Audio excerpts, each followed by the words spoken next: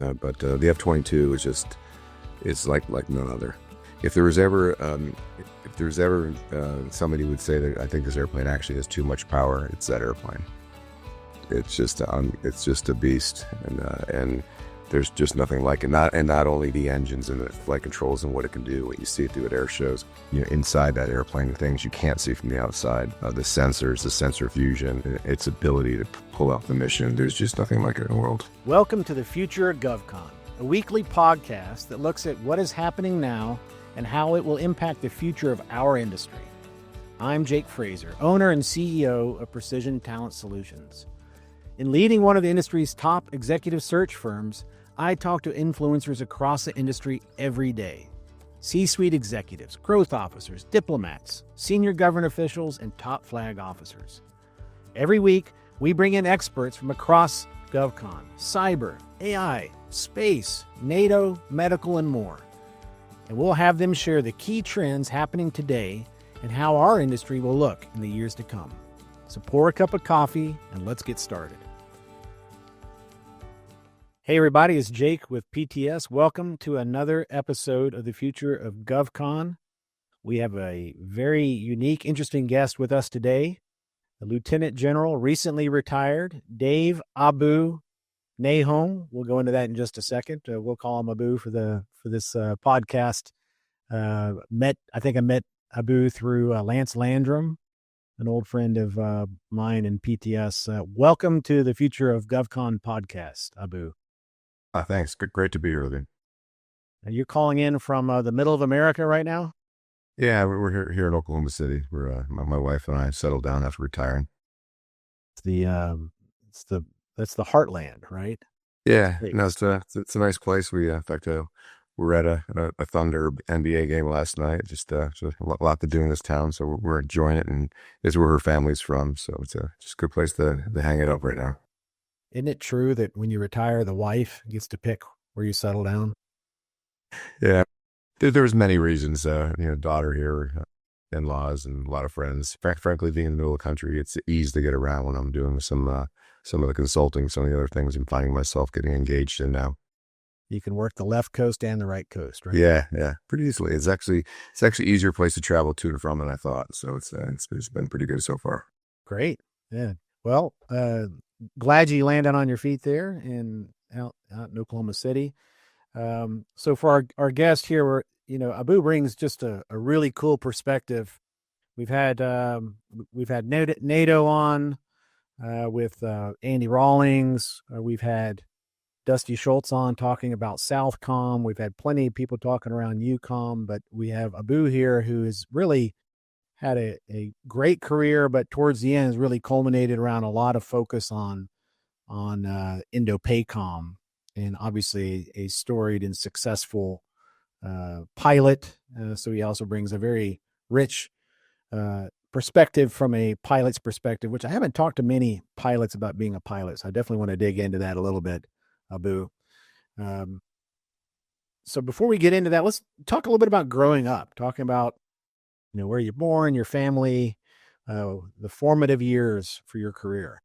I grew up the first 18 years in Connecticut, small town called Brookfield, probably about an hour and a half on the north side of New York City, and left there to go to school, University of Colorado in Boulder.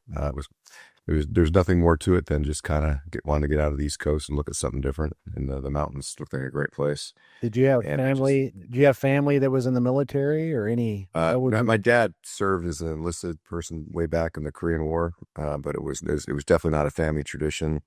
My mom's family, her parents immigrants from Italy, and my dad's parents immigrants from Lebanon. Certainly, military wasn't a tradition. But in fact, when I was in Colorado, I just stumbled on ROTC. My roommate was in ROTC, and I ended up signing up. And he ended up dropping out of ROTC a few months later, and 36 years later, I was still in. So yeah, my nephew Sam Frazer is a freshman in Boulder, and I'm kind of jealous when I talk to him. I tell you, it's a great place to go to school. In fact, I was back there about 2 weeks ago we had an ROTC reunion. It's just every time you go there, you see the stunning mountains. You never question why you went there. And I wonder why you left sometimes. yeah, why I left. Yeah, That's and what it's like what did you study in school? economics. Were you a good student or I wouldn't call it good student. I call it a got by student, and I definitely changed that when I got to pilot training. And when you realize if you don't study and do well, you don't end up getting to fly the airplane you want to fly. And so, but yeah, I graduated when did you decide you wanted to be a pilot? What was I mean, you had the Air Force Academy just south of you where No, I always kind of had it in my mind a little bit. My dad flew not professionally. He just he decided when he was middle aged to go get his pilot's license, and then I used to go flying with him in little Cessnas way back when I was a kid. I got my license early before I was in the Air Force, and so just kind of always something in the back of my mind. Yeah, interesting. When I came out of college, there were no pilot slots for me. I got a navigator slot, and I'm like, well, I'll take it and see what happens. But so I was actually went to undergraduate navigator school and flew as back then we called a WISO, weapon systems officer, or right seater in an F-111, and I did 3 years of that in the UK Kingdom.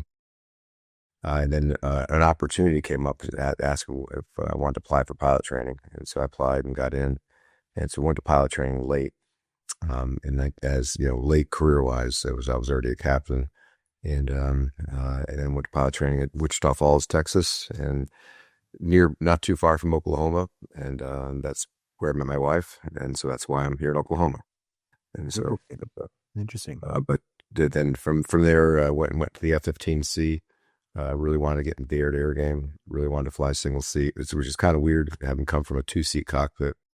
All my WISO navigator friends were kind of maybe some garbage about that, but I really just was kind of enamored with the single seat world and the air-to-air world. So I was able to get about 15 out of pilot training, and really would have stayed in that airplane and in the F-15 community most of my career, right up to. By the time I went to Wing Command, many of the units were switching to F-22s, and I was able to switch over to the F-22 late in my career. But most of my time was with the F-15C. What impact did seeing Top Gun have? I was motivating. 86 that came out when I was a student in college. Right. But I was already down that path. I was already a cadet wearing a uniform in college, and so I was already kind of set wanting to go to fly, but. You can't lie that those movies, they were really quite a recruiting hit for the Navy and in many respects the Air Force too. For the flying, it was just brought a level of excitement to it that I don't think was around before the movies, and certainly the second one kind of reinvigorated that too. I was thinking the timing on that may have been fuel on the fire for you. No, but I do have some friends though that they got very interested in flying for that. So sure, yeah. The Air Force should think about that and release movies whenever they are hitting their recruiting numbers, because those things probably do give a nice bump. Recruiting's it's a big thing, and it's interesting. I got asked not too long ago, but do you worry about the recruiting and bringing the right people in to fly the airplanes and I never worried about the recruiting. I was just always amazed at the young kids that come in. Absolutely amazed.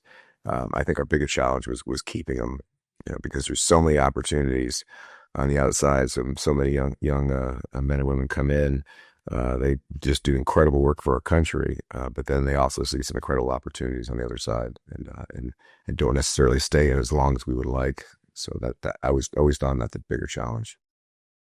So you have 3,400 hours, is that about right? Or is that? Yeah, I read about 3,400.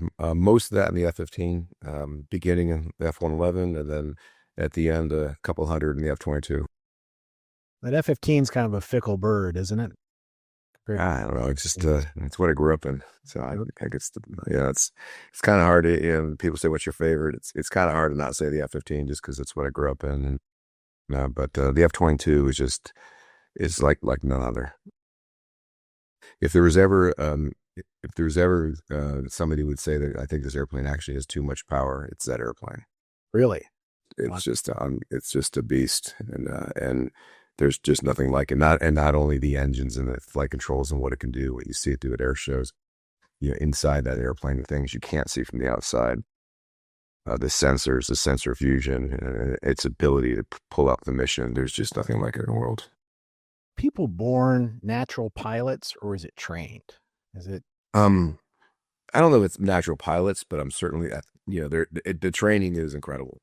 And, but, there are certainly some attributes that make a pilot really, that make a pilot, really good, especially in a fighter.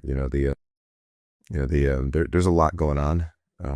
You're traveling really fast, and there can be a lot going on around the cockpit. And, some people really have an ability to kind of compartmentalize and focus on what needs to get focused in on at that moment. And others, kind of get lost with many, many things going on. So there's certainly some attributes that make a better pilot, but I know that the training's incredible. And we do a really, really good job in the Air Force of not only bringing through basic, and then when they get into more advanced airplanes like F-22, you just can't believe you see some of these, and I say kids, but these 20 something year old young pilots that show up in our base, and they just absolutely blow you away. How talented they are, and how easy they pick up just the attributes that you need to be successful in the air. We use personality assessments in our business for recruiting, assessing executives and everything. Is there a certain personality type, like from a Myers-Briggs perspective, that makes a better pilot than others? Like, I think I'd be a terrible pilot because I have a pretty short attention span. I don't like details. I don't like doing checklists and stuff. Yeah. So is there do they do that kind of thing? Do they look at personality type? There is some of that, but it's interesting. Yeah, I would say that, one of the things that makes it, that there's times where when you're flying real fast, there's a lot going on. You're a large engagement with many airplanes. There could be 100 things that you could do right at this moment, but there's probably only 2 or 3 things you need to do. And that the best are the ones who can pick out those 2 or 3 things, prioritize and then get them done, and then ignore the other 97. And not everyone can do that.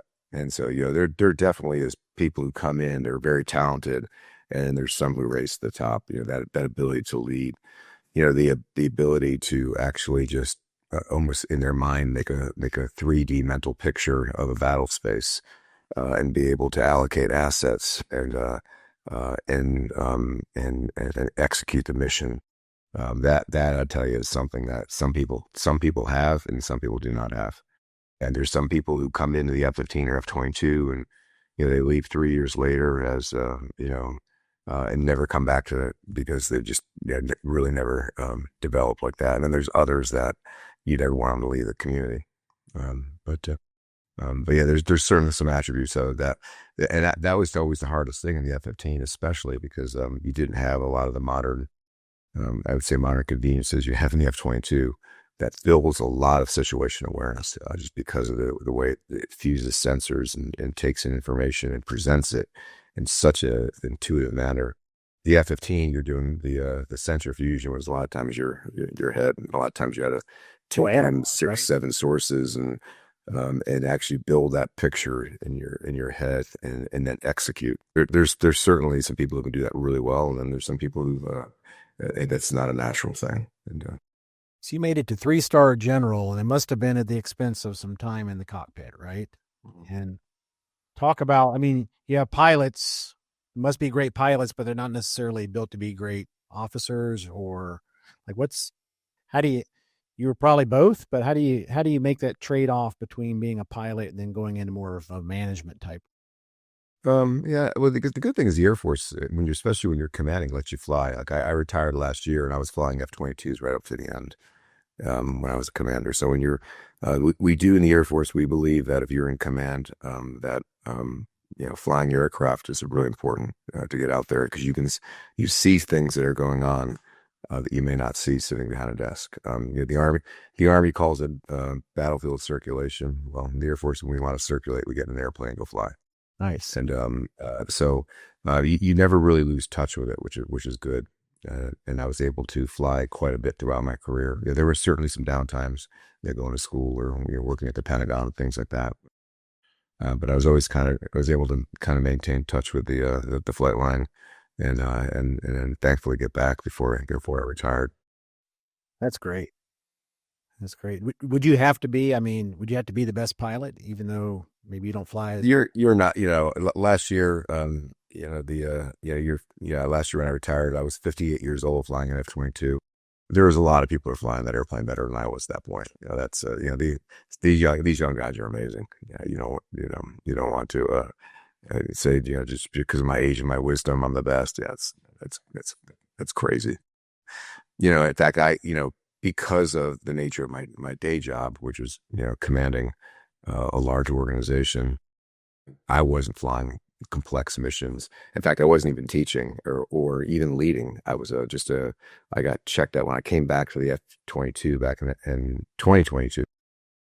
I just got checked out as a wingman, and I never went past it. I never went back to flight lead or instructor or anything because I don't have the kind of time to dedicate to the craft like our young pilots do, and it wouldn't have been fair for me to do that, to fly at that level and exhaust those resources to get to that level. Because when you get somebody checked out as a flight lead instructor pilot, you got to exhaust a lot of resources, a lot of sorties, and that they shouldn't be exhausting that. My reason for flying was just to get out there, see what's going on, see some of the friction, see some of the challenges firsthand. So then when I go back to places in DC and other places, I can really articulate much better for the community and certainly for the command, the Pacific Command. So you did a good stint towards the end in the Pentagon. Were you still able to fly while you're at the Pentagon? No, you don't fly in the Pentagon. That's you get to drive in traffic. That's all you get to do in the Pentagon. So no, in the Pentagon, I was the Air Force A8. And if you know what the eights do, we're the planners and programmers. Essentially, you have the Army has a G8, the Navy an N8, the Marines call it a PNR, the Air Force A8, and the Space Force now an S8. And we essentially run the investment portfolios for our department. We put together what's known as the Program Objective Memorandum, the POM, the 5-year budget cycle.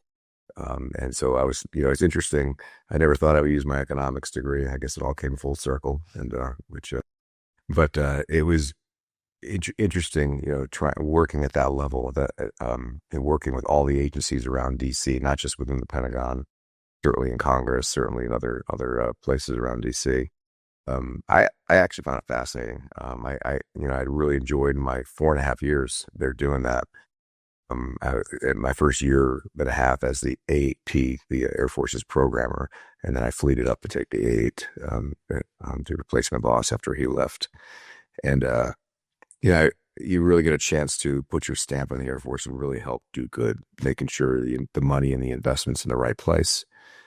And more importantly, the money investment's not in the wrong place. And you're able to identify that, bring it to my boss, who was the chief of staff when I first got there. That was General Dave Goldfein, who I had immense respect for and just enjoyed working for. And then General C.Q. Brown after him, and again, incredible respect for. And they're just great bosses, took great care of me. And then when I brought them something, say, boss, we are investing in this, we shouldn't be. With your concurrence, I'm going to terminate it. They're always like, just go.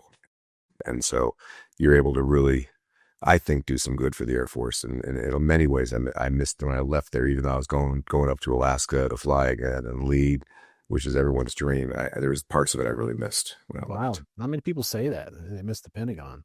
That's right. I mean, it's really not the building. Not the build. The building's crazy. Never miss the. Well, let's talk about the timeout. I mean, you have a fantastic perspective on Indo-PACOM and our past conversations. Talk a little bit about what you did career-wise out in the Indo-PACOM.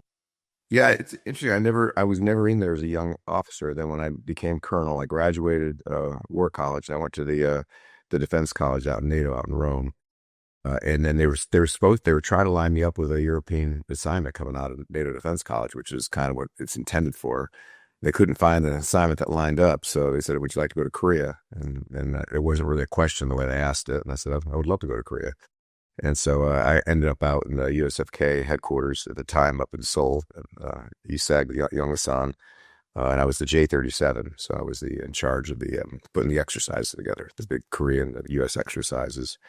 And from there, I stayed in the Pacific. I went down to Okinawa, to the 18th Wing.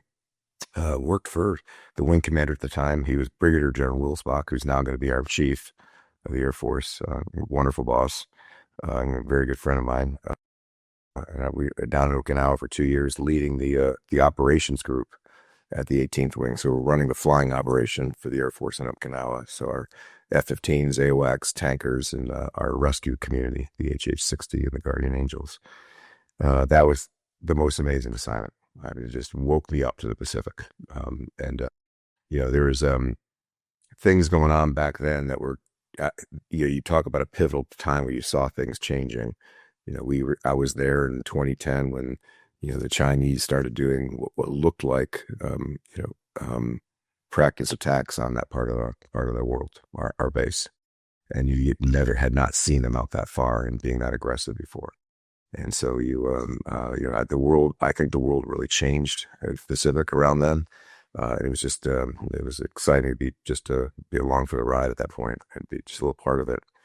For there, I went to the Pacific headquarters. I worked for the Pacific Air Force's commander as his EA, we call it, or executive assistant. And that was General Gary North at the time. Again, very good friend, credible leader. And then another good friend, General Carlisle, took over for him, and I worked for him for a bit. And then I said I always say for a reward for a job well done, but I think it was more I was not the best in the office, and they wanted me out of there, so they sent me up to Alaska to go be a wing commander. And I got to go up to Alaska for the first time and command the third wing up there, and that was our F-22 AWACS, the time C-130s as well. And C-17 operation up in Alaska, and did that for just shy of 2 years. And so that was kind of my first Pacific piece. I mean, so I spent really the entire time I was a colonel in 06. I was in the Pacific, just in various forms.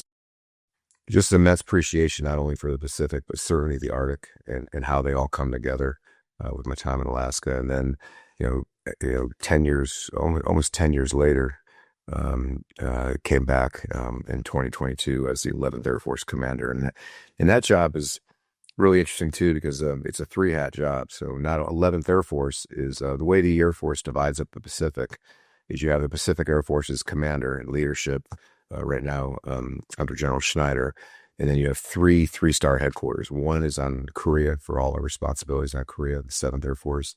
The second is on Japan, 5th Air Force for all our responsibilities within Japan. And the third is 11th Air Force up in Alaska. And really, with 11th Air Force, it's the rest of the Pacific. So I had all the U.S. military or U.S. Air Force's personnel in Alaska, Hawaii, and then Guam and all the surrounding islands and territories around Guam. So, think anything from our position in Singapore, Diego Garcia, Wake Island.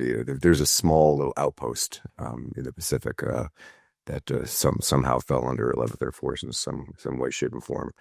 And so really interesting. Then there was a second hat, and that was as the Alaska commander. So in charge of all the joint forces in Alaska. I work very closely with especially the Army, the 11th Airborne Division. Incredible soldiers up there up north. We really was about homeland defense as well as response to natural disasters, which in Alaska, there could be quite a few. We definitely have some shakes with the earthquakes and volcanoes and big cold weather, rough fronts and things like that, and lately some catastrophic floods, as you saw in the news. And then there's a third hat, the Alaska NORAD Region commander. So this working directly for the NORAD commander, General Guillot, right now, and that is defense of the homeland in the high north from the air. And so everything up to the North Pole and back, and obviously they're in Alaska, touching Russia, and really, if you look at the avenues of approaches into the homeland from a adversary, let's call it Russia, let's call it China, let's call it North Korea, it's all coming over Alaska, because that's, if you look at the world that way and you actually move the globe a little bit and put the top of the globe in the middle of your picture, that you'll notice that's the shortest avenue approach.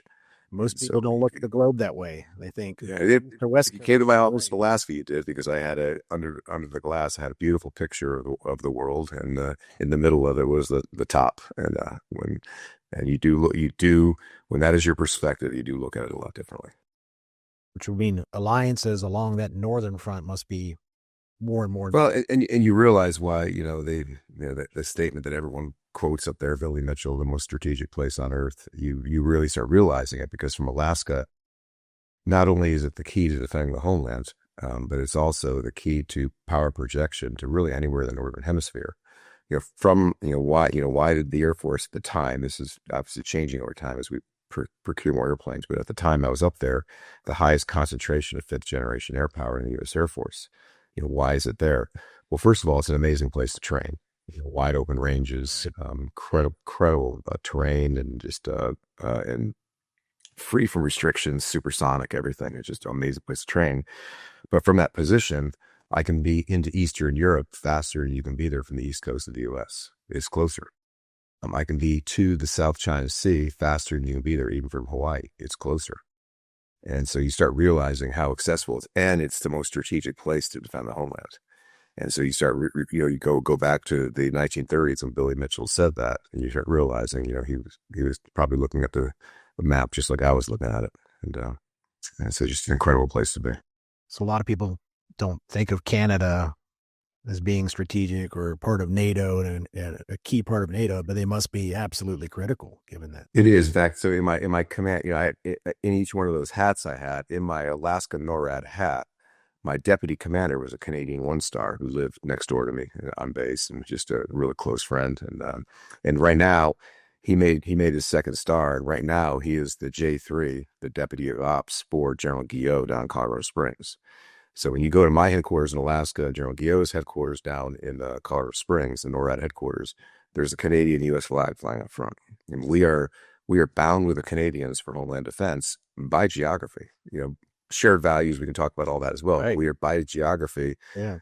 We've got to, if we're going to defend the homeland, we're going to do it with the Canadians. Never thought of that. That's wow. That's a different perspective.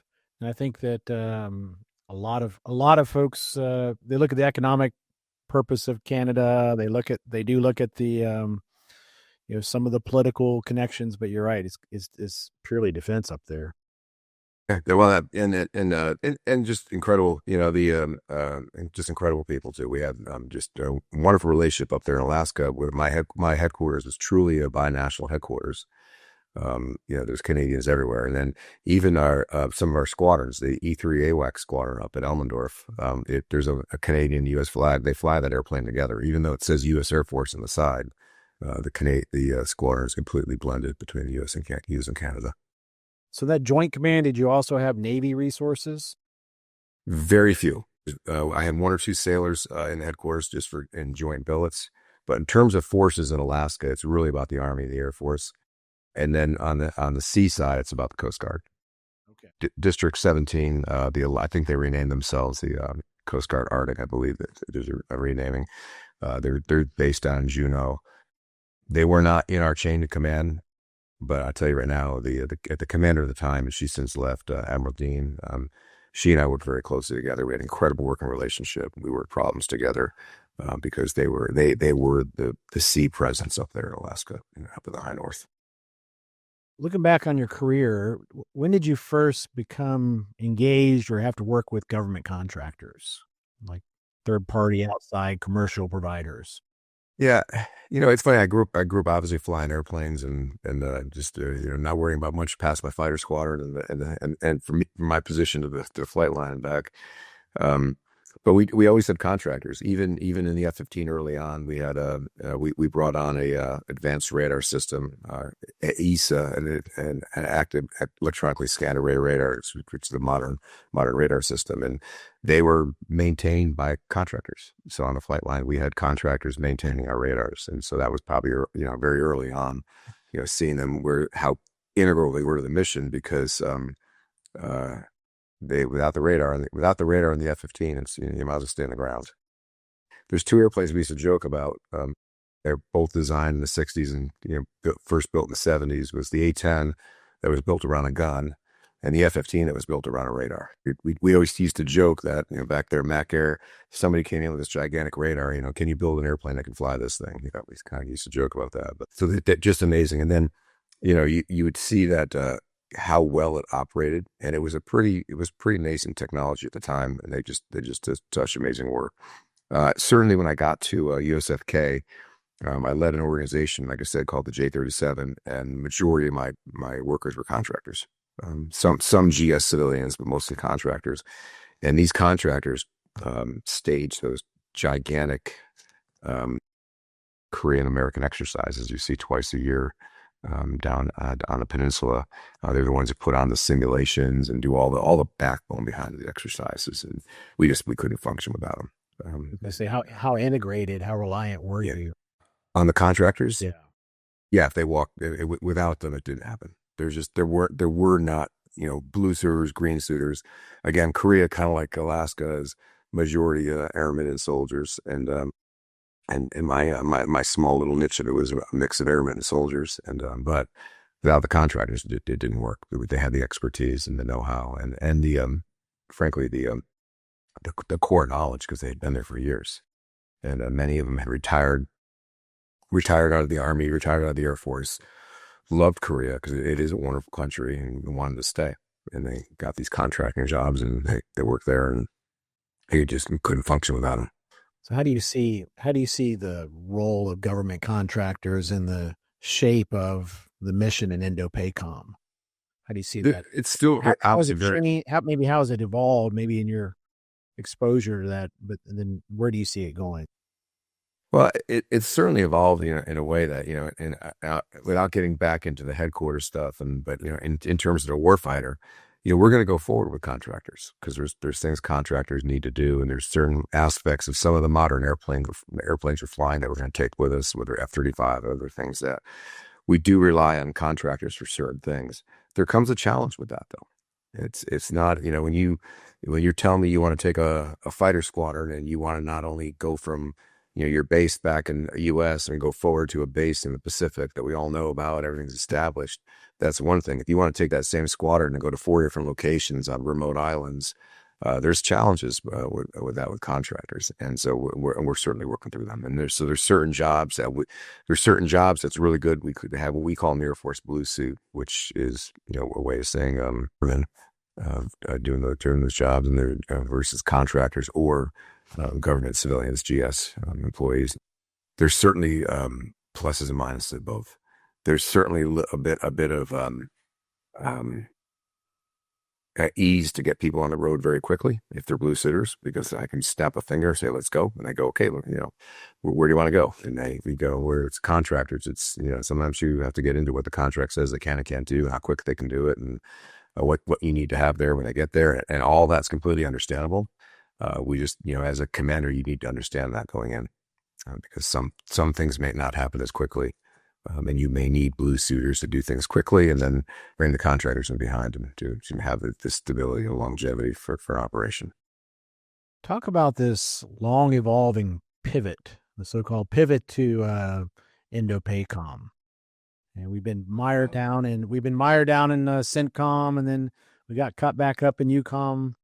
And there seems to be a lot of urgency, particularly with this administration, with Undersecretary Colby, and a lot of focus. So talk about how that is evolving. Are we really going to make the pivot this time? Well, yeah, I think we definitely made a pivot. When I think it was President Obama who first said it, and don't quote me on the years, probably 2010, 2011-ish, back then. And I think it was the right thing to do, because it goes back to that same time period, that 2010 time period, when Colonel Nahom was sitting on that island in Okinawa, looking at what the Chinese were doing, going, well, they hadn't done this before, and it wasn't long after that President Obama says we're going to pivot to the Pacific, and I think it was the right thing to say, but the right thing to do, and move that focus. The problem is, any organization, and the U.S. Air Force, certainly the U.S. military, has limits on resources, and we're no different. And when there's other things going on in the world, sometimes they take some resources. At the time, you had the rise of ISIS, you had you had certain other things going on in Europe as well. Russia and 2008 with Georgia, and then certainly with Ukraine in the early parts, and then obviously what's going on in Ukraine now. There's obviously challenges in Israel right now. There's everything that happened in Iran over the last year. There's things that take our attention as a U.S. military and as the United States. Those are resources that in a quiet, calm world, it'll be great to say let's move it all to the Pacific or have the priority there. But reality jumps into that, and but I still say we do have a focus on the Pacific, and it is important the amount of economic activity that goes through the Pacific region, the amount of economic activity just for us alone in the U.S., let alone the rest of the world. We are a Pacific nation.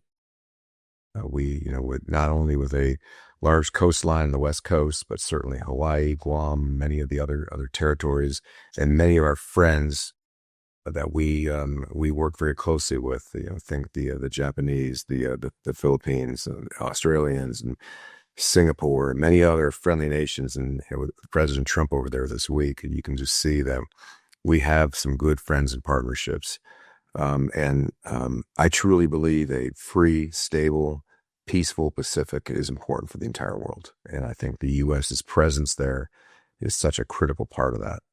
You go back to, if you look back in history, you look at all the instability that went on in that region. There, you can honestly say since the end of World War II, obviously Vietnam, which is a fairly small area-wise conflict, but when you look at, and certainly the Korea conflict as well, but writ large in the Pacific, there's been a lot of peace and stability in the Pacific, which has allowed it to grow economically throughout the last 60, 70, 80 years. And a big part of that, I truly believe, has been the U.S. presence there. I believe we're a calming influence, and I believe all the countries, including China, understand that. That we believe in freedom of the seas. We believe in freedom of the airways. We believe in that every nation should respect the freedom of of these open commons that are in the Pacific, and they will benefit all our countries. And I just truly believe that most of these countries, including China, would say, if you got them to speak honestly, that it's the U.S. that does that right now, and I think we will continue in the future. Do you foresee any kind of military? We have NATO for Europe. Do you see any type of NATO type alliance forming as the momentum continues to grow in containing China? I guess I don't, because I know the countries over there. I think it'll be very, very hard to do that. There are some real good advantages in NATO. For one is there's a common language with NATO, and I'm not talking about spoken language, but just in terms of how we actually operate as a military, how we work together as nations. NATO has brought some unbelievable cohesion, to the original nations when it was 12, 11 plus 1, and now 32 nations. For example, we can go do work with the UK, the French, the Poland, and many countries, and we can all operate at NATO secret, NATO classified levels. We don't have that benefit in the Pacific. Everything's binational, which can make it challenging at times. But I think it'll be very difficult to set some kind of common framework like that up in the Pacific. That said, I think we've done some great work over the last 2 decades. And since my time spending focused on there, I think all the administrations from the Obama administration to first Trump to Biden to now Trump again, I think all the secretaries of state, secretaries of defense, now secretary of war, I think they've all done some incredible work with our allies over there. We exercise and work side by side.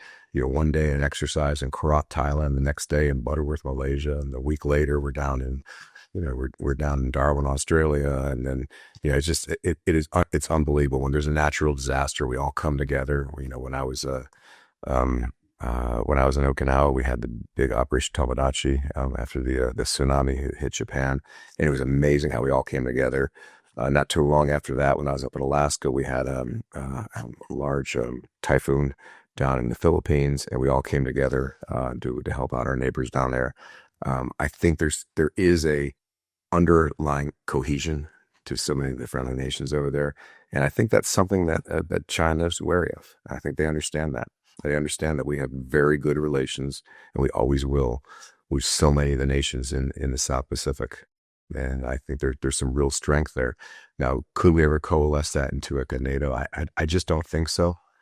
But there would be some power if you did that, because there's an immense power in NATO and what we bring to Europe. Yeah, it's just it would seem unlikely that we can just build it organically ourselves, right? But it could also be seen as provocative if we did something like that. And there's that as well. But I'm hopeful. I'm hopeful with what's going to go on in South Korea with the President Xi and President Trump. I'm hopeful with some of the signs you're seeing. I think people do see that there's really benefit from our economies working together. Absolutely. And that's what it comes down to. You go back to the Cold War, yep. With the Warsaw Pact and NATO, our economies really weren't working together. There's certainly differences there. We're very, obviously very interlocked with China, as are all our economies. And I think both sides recognize that. And so I think there's a real desire to work together. And I hope that cooler heads prevail, because no one hates conflict more than those who have to go out there and fight it. Absolutely. And I can certainly attest to that with all the people I've worked with alongside out in the Pacific.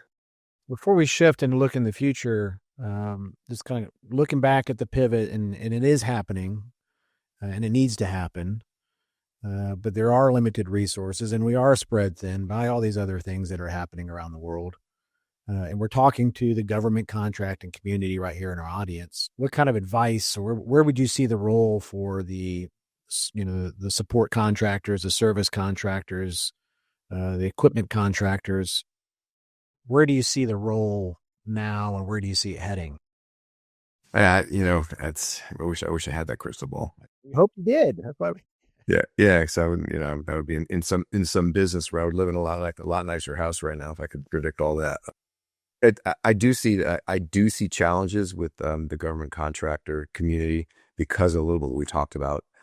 There's certainly, on the Air Force perspective, there is a need to figure out how to fight and how to operate from many dispersed locations instead of, years ago during, certainly during the Cold War and the years that followed that, we'd always talked about going to one location close by, whether that, in the Middle East, whether that was like an Al-Udeid or an El Dhafra, or one of these large air bases, Camp Arab John and other places. And all of us operate out of this Iron Mountain that we built. Now we talk about, we're really going to disperse out in many locations. You're going to disperse out your assets. You're going to disperse out your personnel, and that includes the contractors. And I do see that being challenging. Certainly, we're all going to overcome it together. We're going to work it, figure it out. It takes more people, and it takes more things. In the Air Force, I won't speak for the Army. Certainly, the Navy is different as well, how they operate. But the Army and the Air Force, we kind of operate together when we go to places, whether it's Iraq or Syria or even the Pacific. We find ourselves in many locations together. In terms of the Air Force, if I got to spread out a unit into 5 or 6 locations versus one, I got to have many more maintainers, many more contractors, many more things. Many more, support equipment, fuel truck drivers, technicians on those radars. I can't have, one experienced technician that handles 24 airplanes if those 24 airplanes are in 3 locations. I now need three of the same. That is going to be a challenge, and it's something we've been working. When I left, we were working very, very closely with the units, trying to figure out how are we going to fight and how will this thing look and how do we find the efficiencies. I hate saying efficiencies when it comes to fighting, because there's nothing really efficient about it. But how do we make do with the limited resources? And I think that'll be a challenge. It's certainly, my mind is in the Pacific on that one. In Europe, not minimizing the challenges in Europe, because they're incredible. I've studied. I've done 2 tours in NATO units. One at an air operations center in Turkey, and then one flying airplanes at RAF Lakenheath.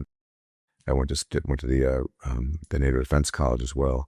But I left that world in 2009. But when you could actually be in one of 4 or 5 locations, if you need to, you could actually drive between them, because you're an hour or two. The problem set there. Yeah, Sure. the problem with the Pacific is there's, it's 90 miles away. There's 90 miles of ocean between you. And these islands, I'll tell you, the challenges, obviously, these locations, if you think about some of the things that contractors really help you with, power and communication. My biggest challenge in my remote locations in the Pacific is power and comm. Making sure I had good, reliable power that wasn't taking fuel away from the fight. If I'm running generators and I'm putting JP8 jet fuel into these generators, then I'm not putting JP8 into the airplanes. And so reliable power, and then communications and how you're stitching this together. It is just with the territories, and so you can actually see how not just blue suit airmen, but you can see how contractors are going to have a huge piece of that, and how you're going to operate these places with power and communications. Fascinating. That's a good tidbit for the audience. So let's look ahead, I want to focus on your Indo-PACOM hat, of course, with your A8 experience. Don't forget the Arctic too. And the Arctic. Yeah, talk about, so it's 2028. Fast forward 3 years. It's almost Halloween, 2028. What's going on? I want you to take a stand here. What's going on with Indo-PACOM, the Arctic? What's going on out on that side of the world with Taiwan, with China, with our allies? Kind of give how do you see things develop? Yeah, and you always have to mention Russia too. They are the closest country to us in the Arctic. They're only a couple miles away across the Bering Strait. So, and we as Americans, in fact, me as an American before I got up there didn't truly appreciate that, the geography with Russia up there. And they have some bases that are very close to us that operate some provocative airplanes too. My hope is we find a way to coexist peacefully within the Pacific with China and Russia and North Korea, the three countries we're always most concerned with over there. No matter what the conditions are, there'll always be natural disasters. The Pacific, it's not an if, it's a when is the next natural disaster. It's just the nature of typhoons and tsunamis and earthquakes and volcanoes. And they seem to be almost on a weekly basis over there. So I think we'll always have that.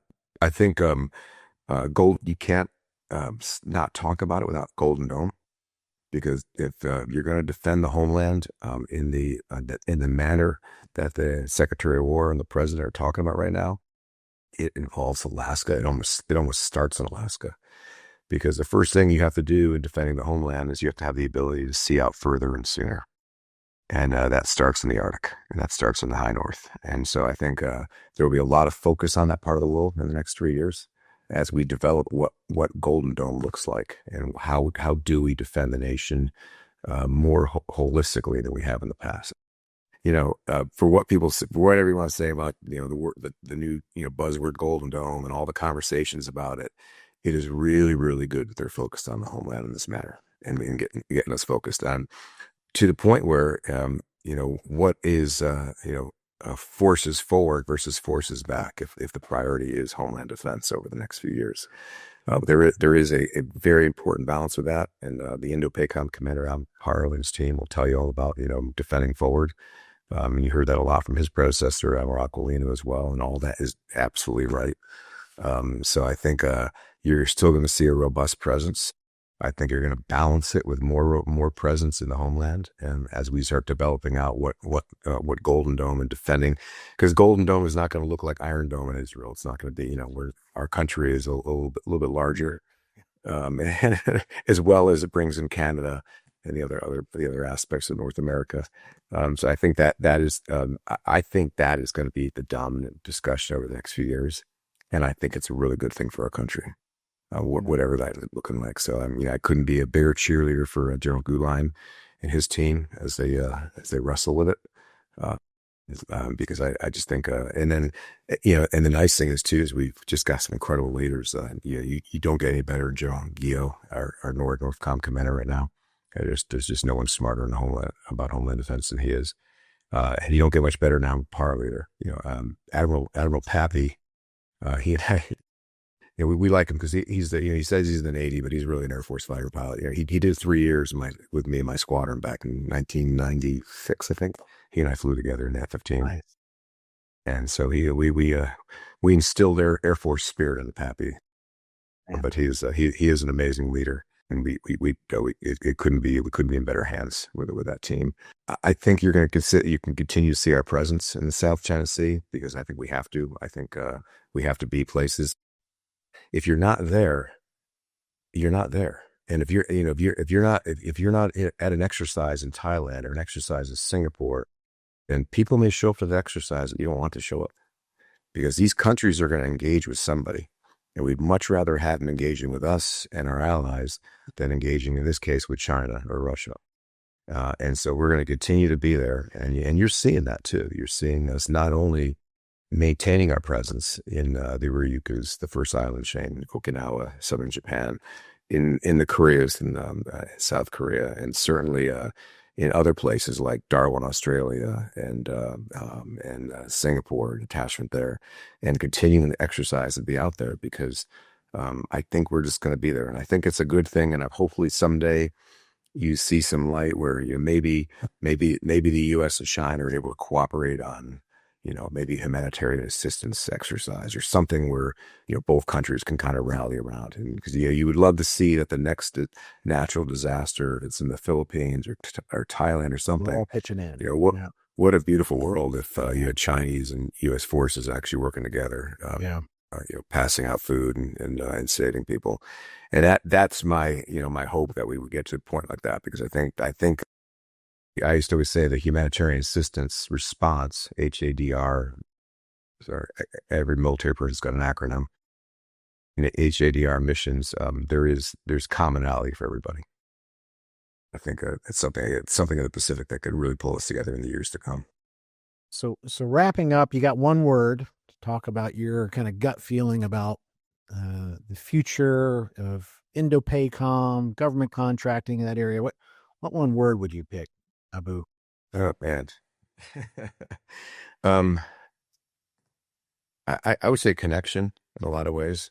One is we as a connection in terms of we as America and our key allies over there, and I'll certainly single out Japan and Australia, who are really our key allies in the Pacific, in many ways, just the way we operate out there.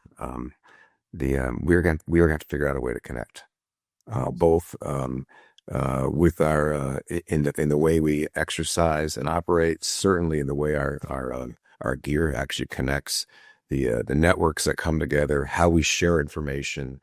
If we don't figure out a connection, well, we're certainly going to pay the price. Again, go back to NATO. There's ways we do this with NATO standards that make this real easy. It's not easy in the Pacific. The connection too is, what kind of connection can we build with the Chinese for the next few years? Is it purely economics? Is it on, assistance to those in need? Is it, what kind of connection? What kind of what kind of commonality can we find between us and the Chinese over the next few years that will help maintain a peaceful and stable common in the Pacific? Because that will benefit the whole world if we can find that. I'm hopeful that we can. I really am. Words of wisdom. Some really good stuff in there. To our audience, I hope you enjoyed the discussion here with Lieutenant General Dave Abu Nahom. It's great perspective. I haven't thought about the Air Force, Indo-PACOM, the way you're talking about it. Lots of nuggets. The power, the comms, the focus on the homeland. If you're not there, you're not there, and we got to be there. So thanks, sir. Thanks for coming. I hope to see you around very soon, and I hope you're enjoying a little bit of a break after your fantastic career. Thanks, Jake. Appreciate it. Really enjoyed it. And to our guests, thanks for tuning in to another episode of the Future of GovCon. Fantastic conversation with Abu Nahom. Look forward to having you on our next episodes. We got some great guests lined up. Make sure you're following us on Spotify, on YouTube, wherever you get your podcasts. We're there. Share them with your friends, and we'll see you on our next episode. So thanks for joining me on the Future of GovCon. If you enjoyed today's conversation, share it with a friend. Follow the podcast and subscribe to YouTube so you don't miss our bold predictions shaping our industry. You can also connect with me on LinkedIn and learn more about Precision Talent Solutions at pts.careers. Thanks for tuning into the Future of GovCon, and see you next week.